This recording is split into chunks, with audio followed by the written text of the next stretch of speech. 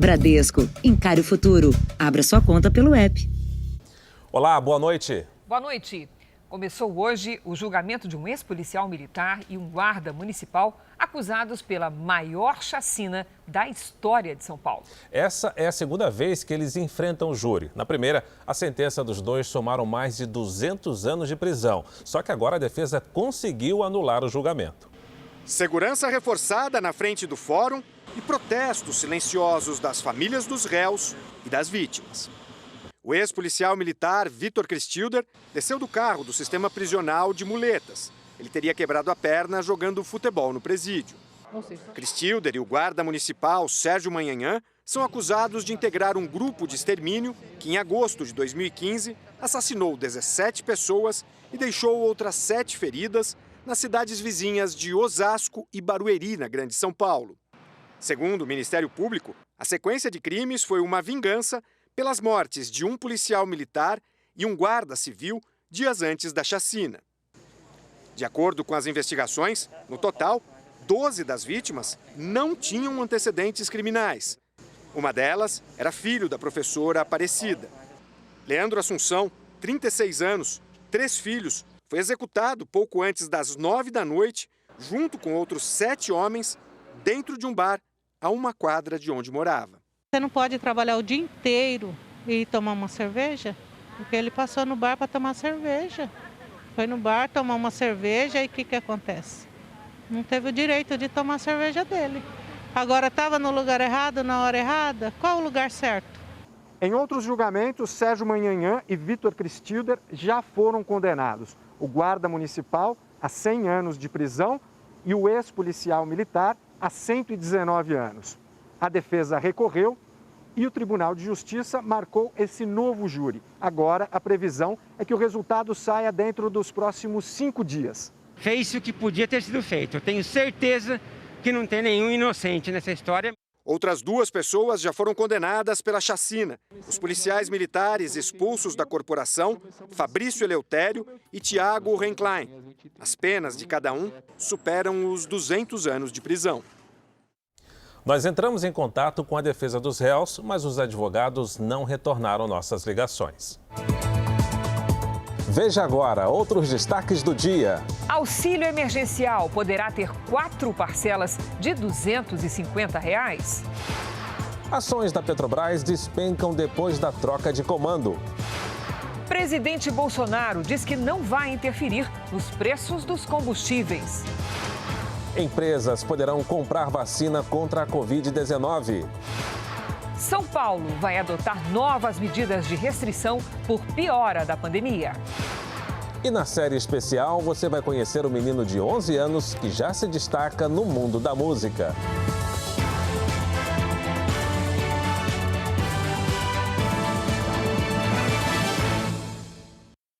Oferecimento Bradesco, encare o futuro. Abra sua conta pelo app.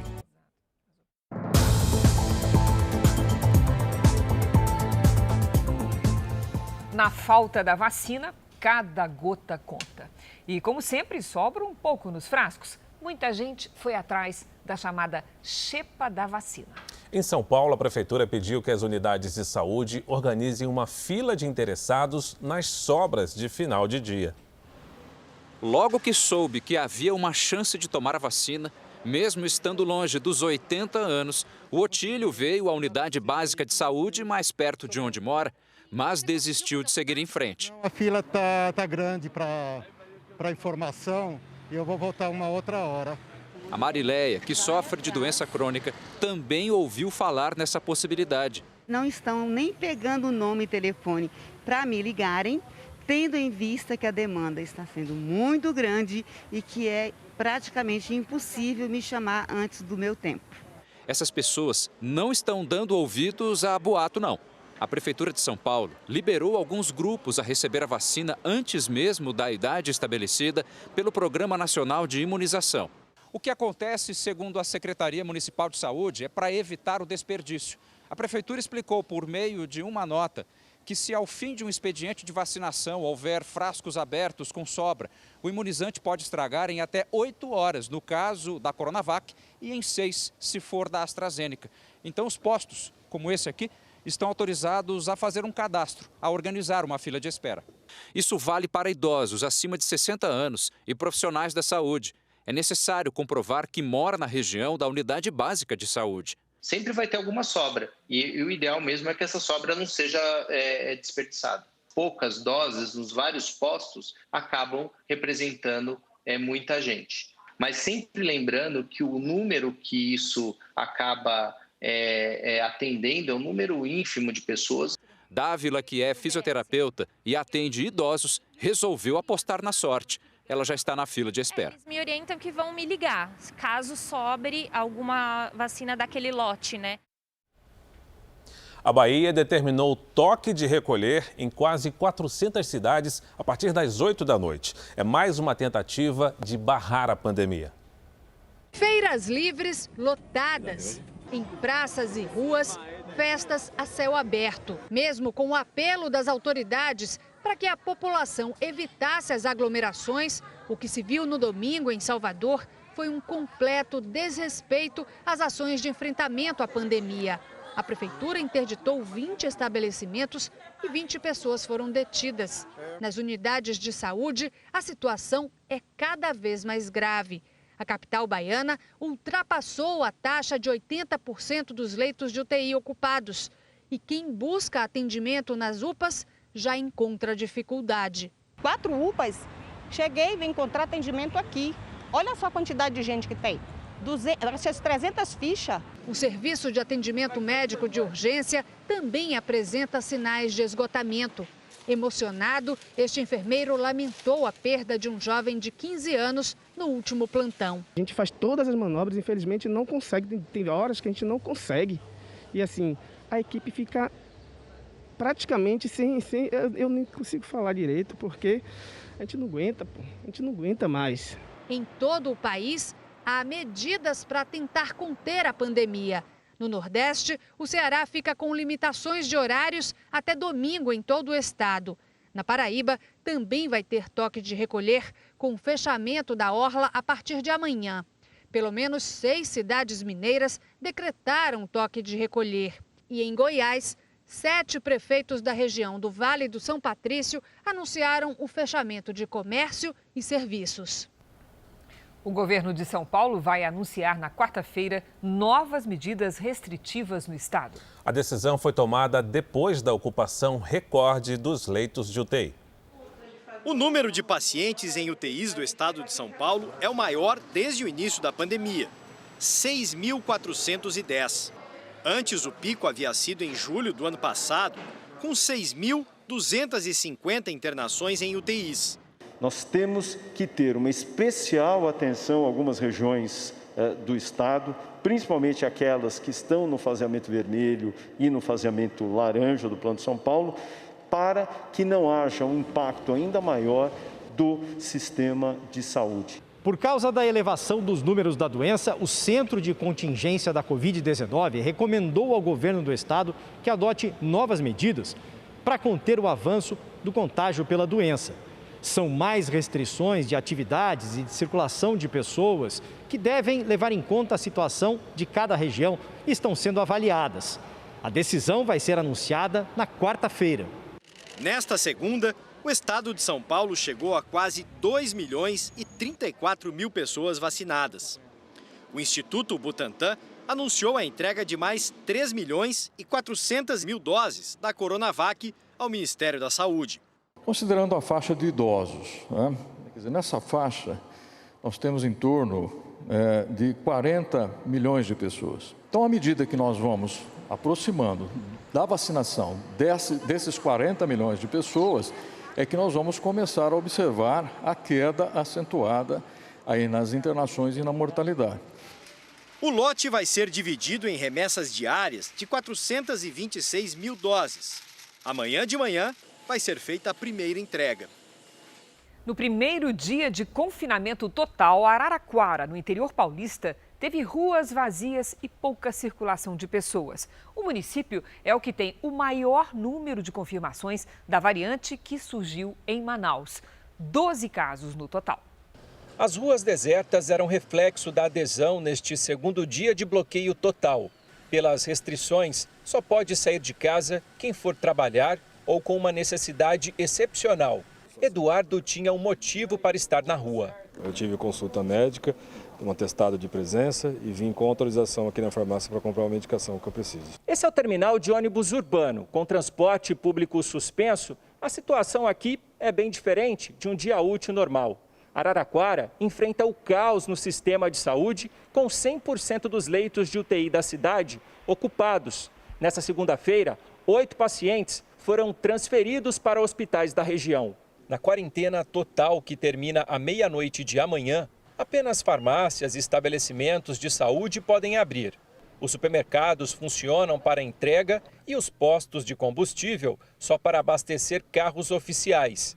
Vários pontos de fiscalização estão espalhados pela cidade e 44 pessoas já foram multadas em R$ 120 por desrespeitar o confinamento. Muitas delas alegavam que estavam realmente numa atividade permitida, mas não conseguiam comprovar isso. A Prefeitura de Campinas, também no interior de São Paulo, adotou medidas mais restritivas por causa do aumento de casos graves da Covid-19. A partir de amanhã, apenas atividades essenciais poderão funcionar entre as 9 da noite e as 5 da manhã. Essa medida vai valer por uma semana, mas pode ser prorrogada.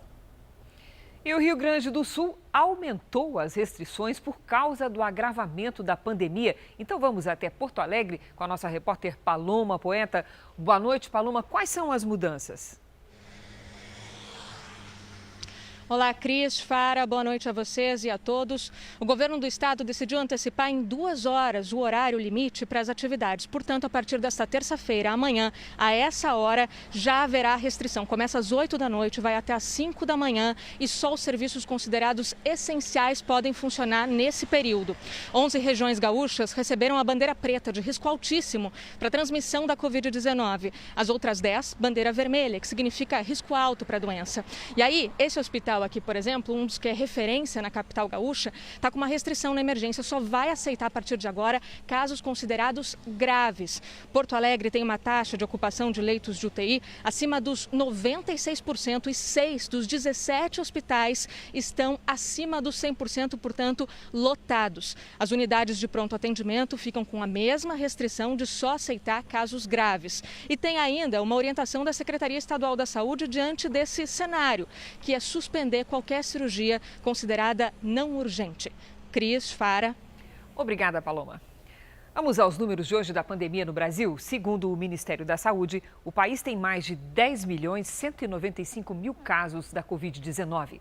São mais de 247 mil mortos.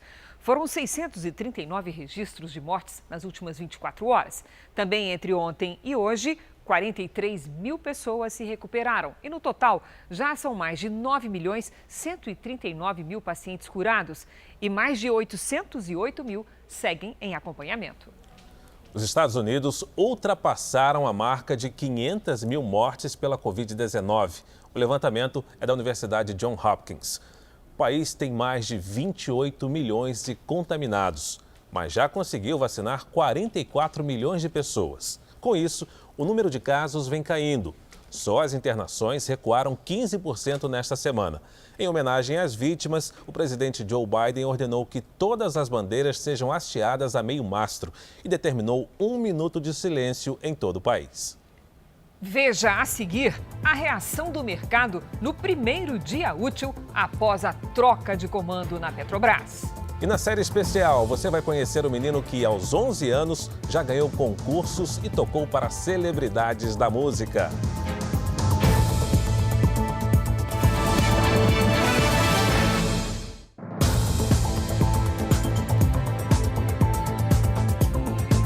O anúncio da troca no comando da Petrobras foi feito na última sexta-feira à noite. Hoje, quando o mercado reabriu, os índices mostraram uma reação negativa dos investidores. Números. Sobe e desce dos gráficos. Preocupação. Quem trabalha com ações passou o fim de semana esperando pelo que aconteceu hoje. Turbulência no mercado financeiro. Dólar em alta vendido a R$ 5,45. Mesmo com um leilão de $1 bilhão promovido pelo Banco Central. E índice Bovespa em queda, puxado principalmente pelas ações da Petrobras, que despencaram 20% nesta segunda-feira. Em apenas 2 pregões de sexta e de hoje, a petrolífera perdeu quase 100 bilhões de reais em valor de mercado. Segundo os economistas, o impacto não é só na Petrobras. A instabilidade é um sinal para outras estatais. Os papéis do Banco do Brasil e da Eletrobras também apresentaram queda na Bovespa hoje.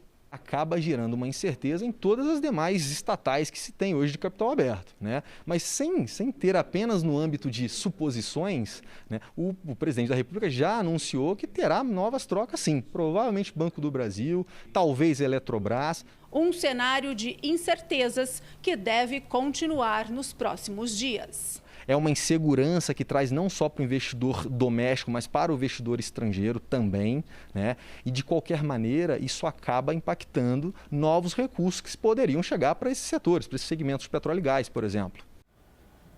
Ao decidir trocar o comando da Petrobras, o governo já esperava pela turbulência no mercado financeiro. Hoje, o presidente Jair Bolsonaro explicou as razões para a mudança e declarou que não vai mexer na política de preços. Em conversa com apoiadores, Bolsonaro falou sobre a troca na Petrobras. Dia 20 de março encerra o prazo aí da vigência do atual presidente. É direito meu reconduzi-lo ou não. Ele não será reconduzido. Qual o problema? O presidente também defendeu a escolha do general Silva e Luna para a função. Ele é um general, sim, que estava à frente da Itaipu Binacional por 2 anos. Saneou toda a empresa. Só o ano passado investiu 2,5 bilhões de reais em obras. O atual presidente da Petrobras está 11 meses em casa, sem trabalhar, né? Trabalha de forma remota. Ainda antes de saber dos impactos da decisão na cotação da maior empresa do país, o presidente voltou a negar que pretende interferir nos preços dos combustíveis. Ninguém vai interferir na política de preço da Petrobras. E eu não consigo entender, num prazo de 2 semanas, ter um reajuste nos combustíveis, no diesel, em 15%. Não foi essa a avaliação do dólar lá fora, do dólar aqui dentro, nem no preço do barril lá fora. Então tem coisa aí que tem que ser explicada. Apesar da turbulência no mercado financeiro e das quedas nas ações de várias estatais, um dos principais auxiliares do presidente Jair Bolsonaro me explicou que o governo esperava a reação e nesse momento estava só assistindo à oscilação na Bolsa de Valores. Para a cúpula do governo, essa agitação é momentânea e que depois os papéis das empresas vão voltar aos valores normais.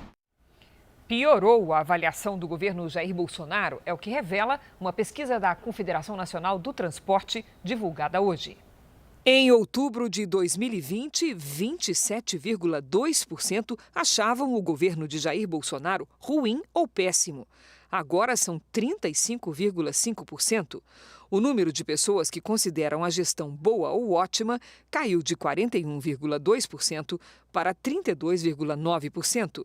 Entre os que consideram o governo regular, o percentual ficou estável, passou de 30,3% para 30,2%. 1,4% dos entrevistados não souberam ou não quiseram responder. Foram realizadas 2.002 entrevistas entre os dias 18 e 20 de fevereiro, nas 5 regiões do país. A margem de erro é de 2,2 pontos percentuais para mais ou para menos. Mais de 8,5 milhões de trabalhadores ainda não sacaram o PIS/PASEP. A nossa comentarista Patrícia Lages traz mais informações. Boa noite, Patrícia. Como é que se faz para saber quem tem direito a esse dinheiro? Boa noite, Cris, e boa noite para você de casa. É bem fácil de avaliar.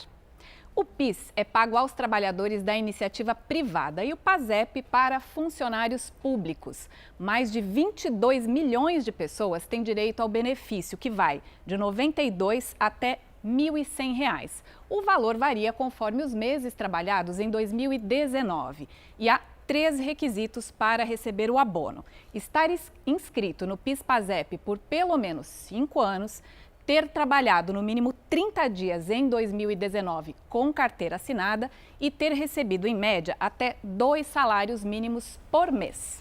E quem se enquadra nessas regras tem direito e ainda não sacou. Como é que faz? Ainda dá tempo? Dá sim, Cris. Vamos ver aqui na tela como é que faz. O PIS é pago pela Caixa Econômica Federal. Quem é correntista já recebeu o crédito na conta, mas quem não é, pode sacar nas agências da Caixa, nas casas lotéricas e também no Caixa Aqui. É só apresentar o cartão cidadão ou um documento com foto. O PASEP é pago pelo Banco do Brasil. Quem tem conta na instituição também já recebeu crédito. E quem não tem, terá de ir até uma agência. O prazo para o recebimento vai até 30 de junho. E os valores não sacados vão ficar disponíveis por 5 anos, mas só serão pagos no próximo exercício, conforme um calendário definido pelo governo. É bom se programar porque dinheiro extra é sempre bom, né, Cris? Muito mais nesse momento, né, Patrícia? Exatamente. Ótima dica, muito obrigada. Veja a seguir, após motor explodir no ar, Boeing suspende voos de alguns modelos do 777. E na série especial, foi amor à primeira vista. Um menino que se apaixonou pelo violino aos 7 anos e não largou mais.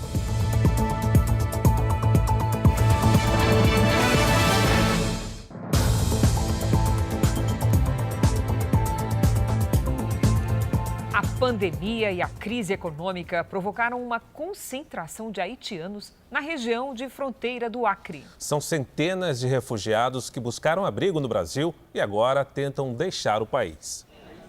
Barracas improvisadas, refeições distribuídas pelo município e uma caixa d'água para tomar banho. É assim que centenas de imigrantes permanecem há 10 dias na ponte da integração sobre o rio Acre, que liga Brasil e Peru. O acampamento surgiu quando circulou entre os haitianos que vivem no Brasil uma informação de que a fronteira, fechada desde o início do ano passado pelo Peru por conta da pandemia, seria reaberta. Eles vieram para cá para deixar o Brasil. Na terça-feira, dia 16 de fevereiro, houve conflito quando eles tentaram entrar no país vizinho. Essa é a tentativa de fazer um caminho que seria a volta de uma viagem que começou há 10 anos, quando muitos deles chegaram aqui no Brasil em busca de trabalho fixo. Agora eles dizem que querem passar pelo Peru para chegar no México ou nos Estados Unidos. Nós ganhamos R$1.200. Com R$1.200, tira R$60, 600 reais. Quanto ficou? Quem conseguiu passar teve que retornar ao Brasil. Caso de Luiz, refugiado desde 2013. Porque uma outra vida aqui está ruim. Aqui paga muito pouco. Não pode pagar aluguel, não pode ajudar a família Haiti, não pode ficar aqui só para comer arroz e feijão. Assis Brasil, município do Acre, fica na tríplice fronteira com Peru e Bolívia, onde a circulação pelo rio é intensa entre os territórios. A gente está aqui na cabeceira do rio Acre, sentido Peru. Muitos peruanos fazem essa travessia, vão até a cidade, compram mantimentos e voltam para casa. É justamente esse caminho que tantos haitianos querem fazer. Da ponte onde eles estão até a entrada peruana são poucos minutos. A gente acaba de chegar aqui na fronteira com o Peru. Vocês podem ver que tem muitas canoas por aqui justamente para fazer esse tipo de trajeto. Mas quem tenta entrar no país, logo aqui, se depara com vários policiais aguardando. Cleudo, dono de uma canoa, diz que é perigoso levar os imigrantes. Não querem deixar passar, né, por causa da pandemia. E se chegar lá, um barco como esse, com o haitiano, o que acontece? Bom, eles querem prender o motor e prender as pessoas também, né? De táxi tentam agora sair pela Bolívia. Muitos têm as suas famílias que já seguiram em frente, por isso, como essa rota aqui foi fechada, eles estão tentando uma rota alternativa pela Bolívia. As escolas têm servido de abrigo para os migrantes, na maioria haitianos. O Ministério Público do Rio de Janeiro abriu um inquérito para investigar a denúncia de desvio de doses da vacina contra a Covid-19 em um hospital público em Niterói. Os 2 filhos de uma funcionária teriam sido imunizados. O mais velho deles tem 20 anos. A vacinação nesse hospital público em Niterói está sob suspeita. 2 filhos de 16 e 20 anos da coordenadora da unidade Adriana Moraes Pereira e que são enteados de Rogério Casimiro, diretor da organização social que administra o hospital, teriam recebido a vacina contra a Covid-19. O Conselho Regional de Enfermagem recebeu a denúncia com a foto dos jovens na fila da vacinação e exigiu a relação de todos os imunizados. Tivemos acesso a essa lista, tinha nomes a mais, sem CPF, muitas vezes nomes repetidos. Os jovens teriam tomado a Coronavac, do Instituto Butantan, no dia 28 de janeiro. Nas planilhas do hospital, o filho foi identificado como acadêmico de medicina e a irmã aparece como estagiária em saúde. Nós não sabemos se vai ter eficácia, nós não sabemos se ela vai ser realmente segura, pode ter efeitos colaterais que não vimos nas pesquisas nos acima de 18 anos, foi uma irresponsabilidade muito grande. A polícia vai investigar quem já foi vacinado e quem está na lista de espera para saber se houve outros desvios. Os jovens que receberam a vacina foram intimados a depor. O casal de diretores também terá que dar explicações. A organização social onde eles trabalham decidiu afastá-los das funções. Existe o crime de infração de medida sanitária. Se comprovado o envolvimento do agente público, pode entrar no crime de peculato. O caso de propina vai ser corrupção ativa e corrupção passiva, que também os dois têm pena de até 12 anos de reclusão.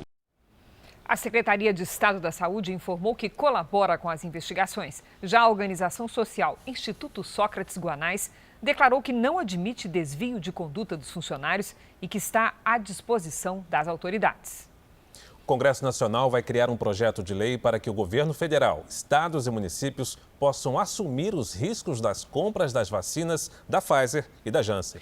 A iniciativa privada também poderá fazer parte da aquisição de imunizantes. Depois de ouvir do representante da farmacêutica Pfizer que não haverá negócios com o Ministério da Saúde se o governo brasileiro não assumir a responsabilidade por eventuais efeitos colaterais da vacina, o presidente do Senado, Rodrigo Pacheco, se reuniu com o ministro da Saúde, Eduardo Pazuello, para discutir a criação de um projeto de lei que viabilize a ampliação do quadro de vacinas no Brasil.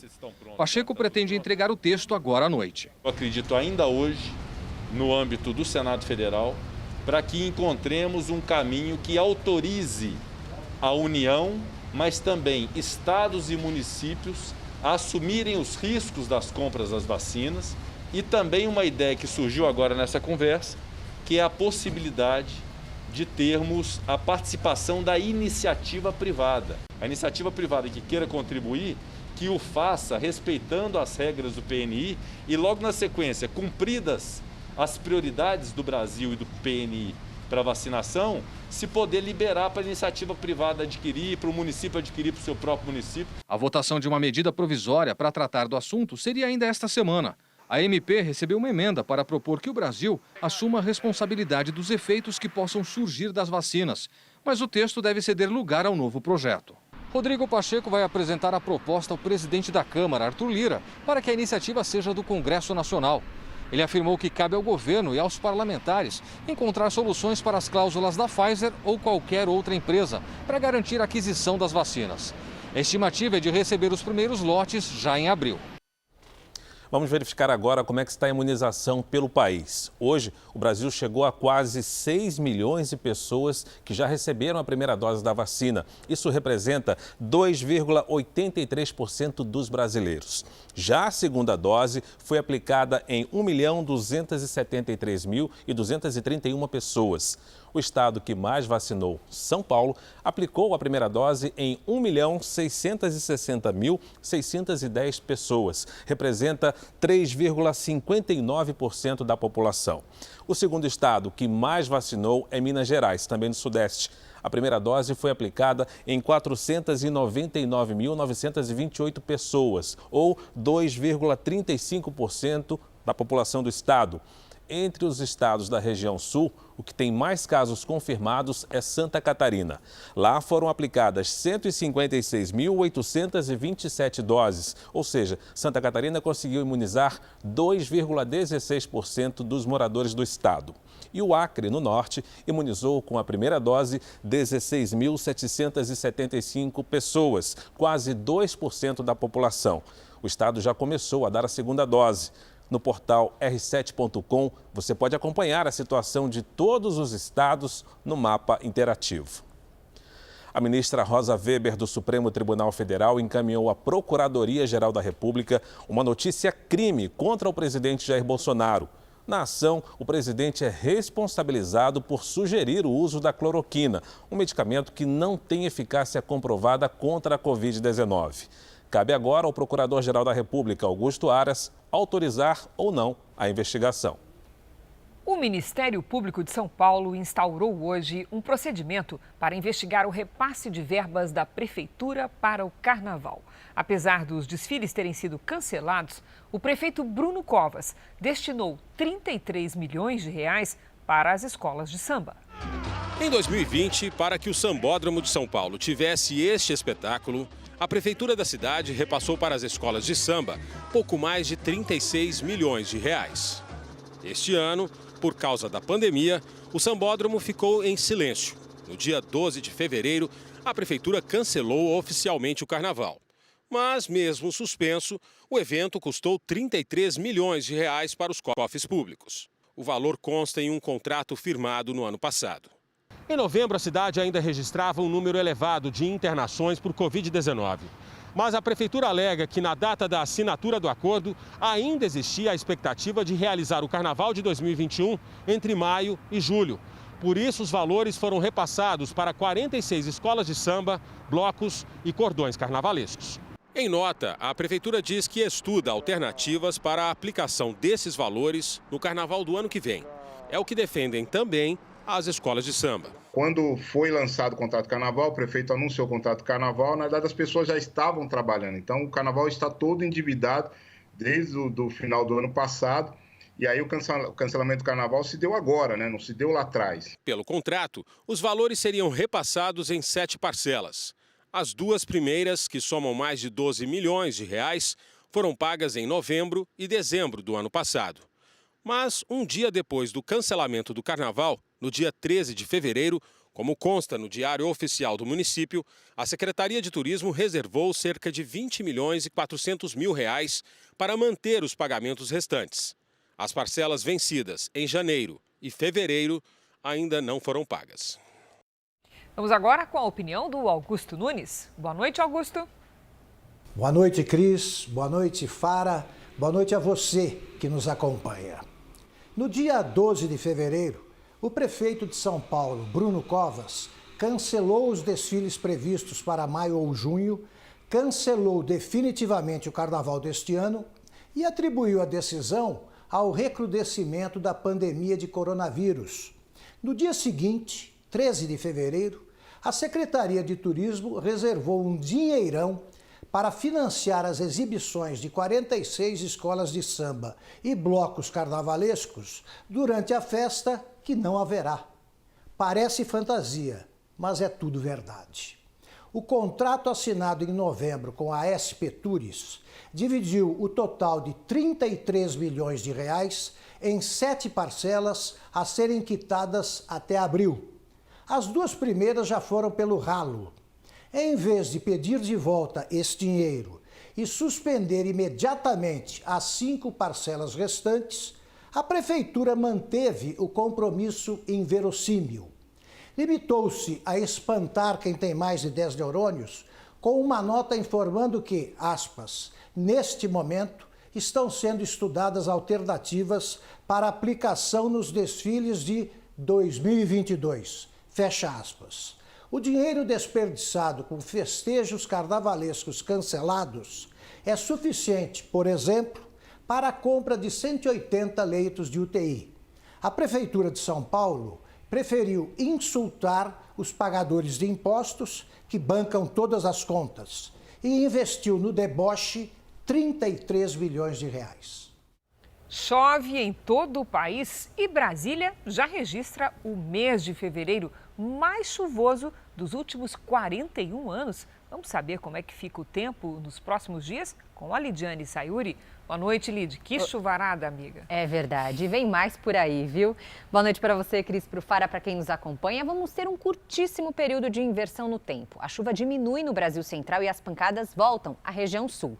Mas a partir de quarta-feira, tudo muda de novo. Isso porque uma frente fria avança pelo Rio Grande do Sul e Santa Catarina, provocando temporais. A chuva diminui entre o sudeste e o norte, mas não podemos descartar as pancadas de verão a qualquer hora, que podem provocar alagamentos e deslizamentos no Espírito Santo, em Minas Gerais, Goiás e no Distrito Federal. No norte, atenção para o Acre, Rondônia, Pará e Amapá. Nada de chuva apenas no interior do Paraná, de Mato Grosso do Sul e também do Nordeste. Antes da chuva, calorão de 32 graus amanhã em Porto Alegre e também no Rio de Janeiro. Faz até 33 em Cuiabá. Em São Paulo, 31, com chuva forte. À tarde, apenas em alguns pontos. Até amanhã, Cris. Obrigada, Lid. 130 funcionários da Ford voltaram hoje ao trabalho na fábrica de Taubaté, interior de São Paulo. Até o fim da semana, 330 trabalhadores devem voltar às atividades. O retorno faz parte de um acordo entre a empresa e o Sindicato dos Metalúrgicos.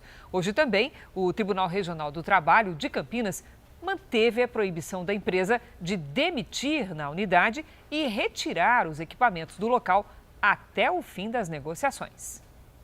O Senado deve votar na quinta-feira a PEC fiscal, que reúne em um único projeto propostas de emenda do auxílio emergencial, do Pacto Federativo e da cláusula de calamidade. O objetivo da proposta é permitir que o governo possa gastar mais para conseguir outra rodada do auxílio emergencial e ainda estourar o teto de gastos, o que limita o aumento de despesas do governo. A expectativa do governo e do Congresso é que a PEC fiscal seja aprovada até meados de março, para que até o fim do mês que vem, 40 milhões de pessoas já estejam recebendo o auxílio emergencial. A equipe econômica fala em 4 parcelas de R$ 250. A proposta também prevê congelar salário de servidores. E para reduzir o rombo nas contas públicas, o governo vai ter 6 meses depois que a PEC for aprovada para propor ao Congresso uma redução dos incentivos fiscais. Em relação ao estado de calamidade, ficam permitidas compras sem licitação, com contratos mais simples e sem precisar indicar fontes de receita e cortes de despesas. Um dos pontos mais polêmicos dessa proposta é a desvinculação de investimentos em saúde e educação, contidas no Pacto Federativo. Os governos federal, estadual e municipal, em tempos de pandemia, não terão a obrigação, como é atualmente, de investir um valor mínimo nessas áreas. Uma desvinculação a partir desses critérios, preservando investimentos na educação e na saúde, pode ser um caminho de meio termo interessante para o Brasil, permitindo, repito, uma flexibilização dos gastos de acordo com a necessidade de cada ente federado. A Boeing recomendou que as empresas aéreas suspendam o uso de alguns modelos 777 por tempo indeterminado. A medida foi anunciada depois que o motor de uma aeronave sofreu uma grave pane e pegou fogo durante o voo nos Estados Unidos. De dentro do avião, um passageiro gravou o motor em chamas. David conta que pouco depois da decolagem houve uma forte explosão. A aeronave começou a sacudir e a perder altitude. Vários destroços despencaram sobre uma região do subúrbio de Denver, no Colorado. Por muito pouco, esta peça enorme não atingiu uma casa cheia de gente.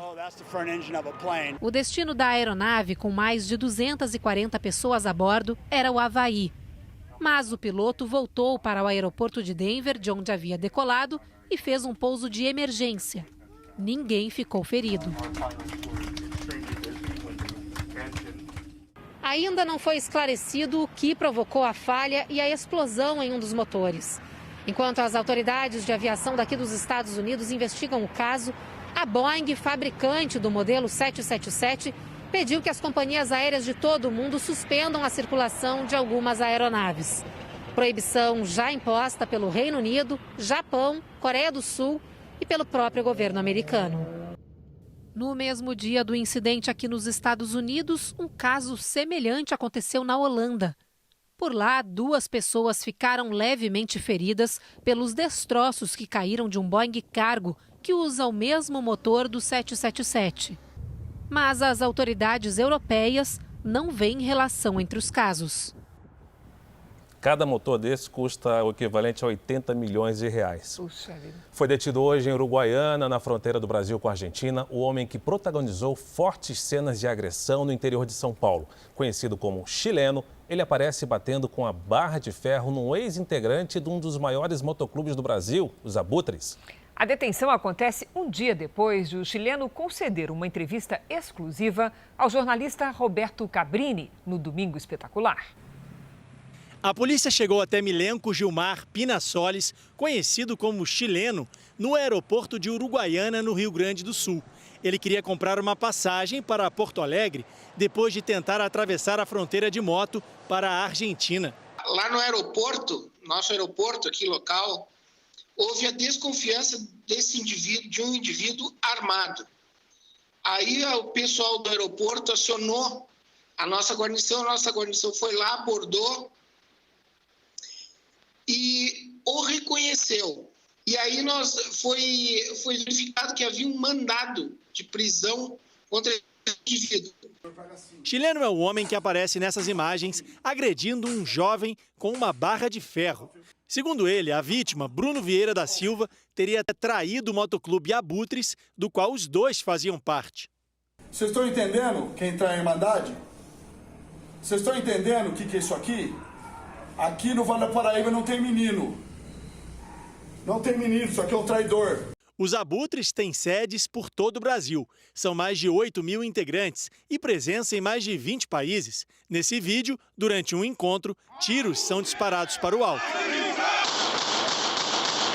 Bruno teria sido agredido por ter avisado ao presidente do motoclube sobre um suposto golpe planejado por chileno contra ele. Falei com o Trovão. Você traiu a Irmandade? Não é falei com o Trovão, você traiu a Irmandade? Traí a Irmandade. As imagens foram ao ar ontem no Domingo Espetacular. E em entrevista exclusiva ao repórter Roberto Cabrini, o agressor disse que estava arrependido. Você tem orgulho dessa imagem? Não tenho orgulho não, cara. Não tenho orgulho nenhum. Só que, infelizmente, a disciplina tem que ser feita. Sempre foi assim.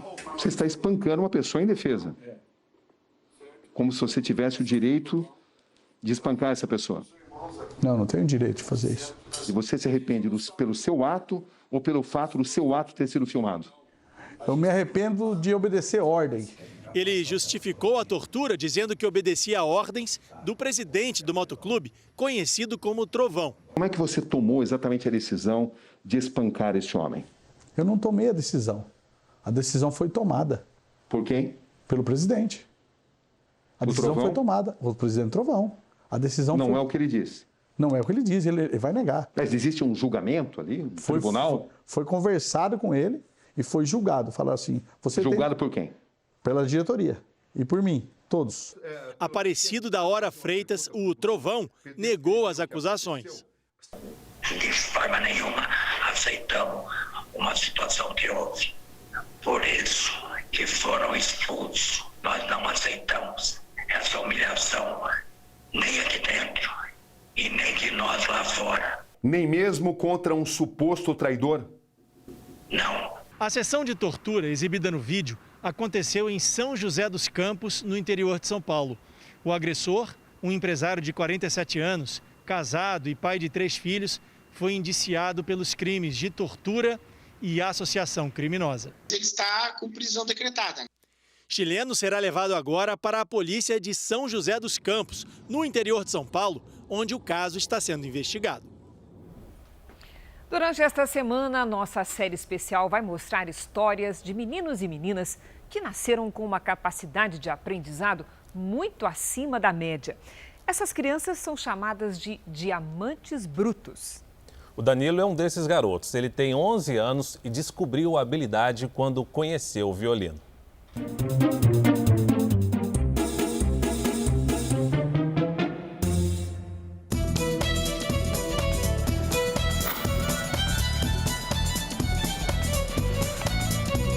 Danilo, eita menino que só aprontava.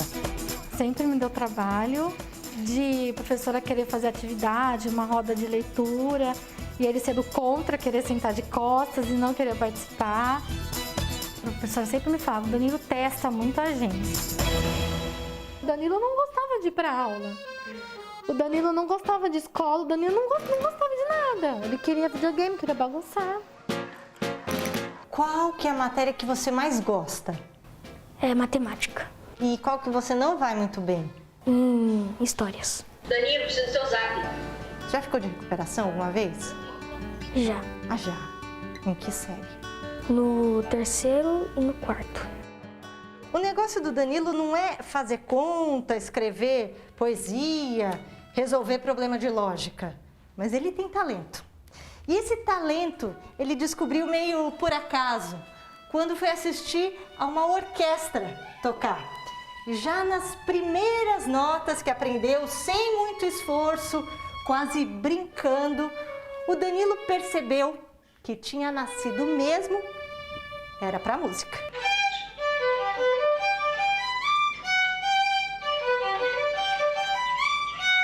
Aí, quando terminou a apresentação, o professor deles falou, que é o maestro, falou que tinha todo o local, como queria tocar, tinha vários instrumentos e era grátis. A música dentro de casa sempre teve, né? O pai deles é autodidata na música, sempre tocou violão e cavaquinho.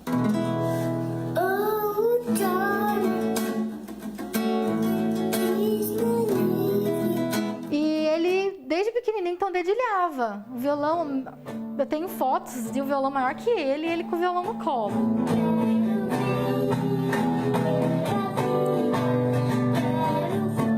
Por que você escolheu o violino?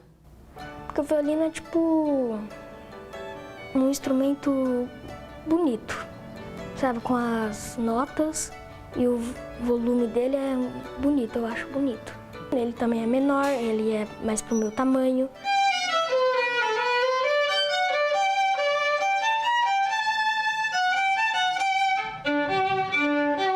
Era só isso que aquele menininho, aos 7 anos, queria fazer.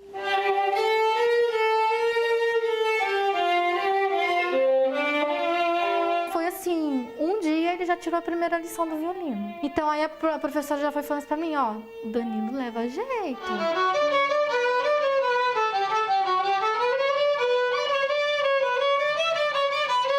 E ele começou a não querer vir embora depois do final da aula dele. Ele queria ficar na aula? Ele queria ficar na aula dos grandes. Só ele, aquele toquinho, né? 7 aninhos ele tinha, só ele. E o professor começou a permitir. Não, pode deixar ele ficar.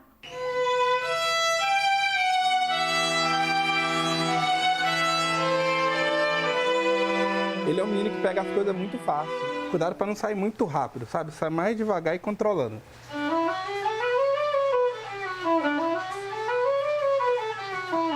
Isso, ótimo, ótimo, bacana, bacana. Tem uma técnica muito difícil que a gente aprende, que é o vibrato, né? E o Danilo, ele chega... Eu lembro quando ele chegou fazendo perfeitamente já. O Danilo pertence a uma parcela da população dotada de altas habilidades.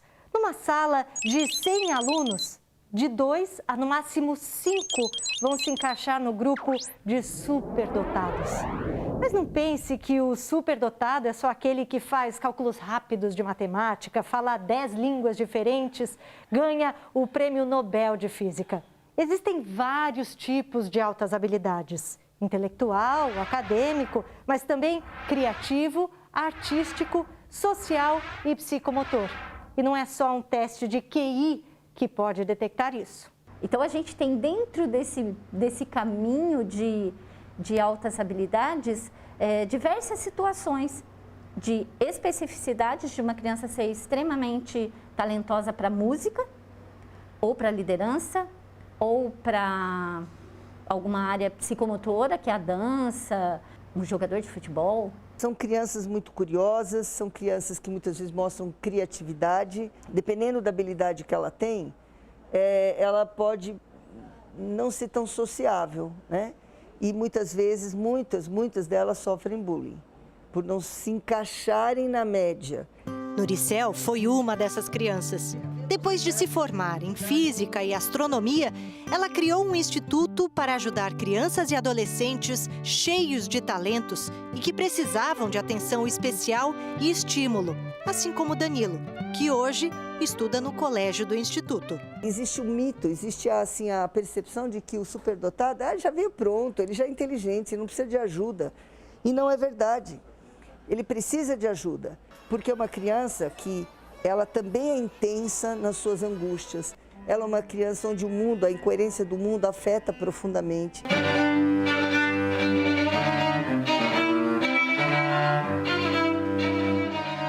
Graças à música, Danilo, hoje com 11 anos, fez as pazes com a escola.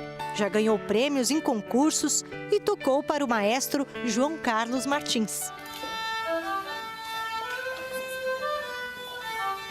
Tem uma vez que eu fui tocar lá em Minas Gerais. Eu fiquei tocando direto por 3 horas e meia. Eu não tinha percebido, porque eu achei que foi, sei lá, 1h30. Eu nem tinha percebido que o tempo passou. O semblante dele muda. Você vê no olhar dele que é algo que ele ama fazer.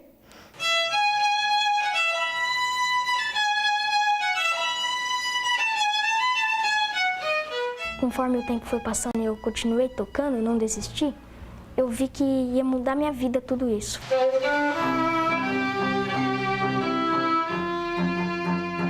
De certa forma, nós garimpamos, sim, esses diamantes brutos e depois alavancamos esse talento deles, trabalhamos de forma específica para que eles possam se desenvolver e construir a própria história. Eu me sinto em outro lugar. Me sinto, sabe, tipo, em cima de uma montanha, aí lá embaixo é o mar, os peixes.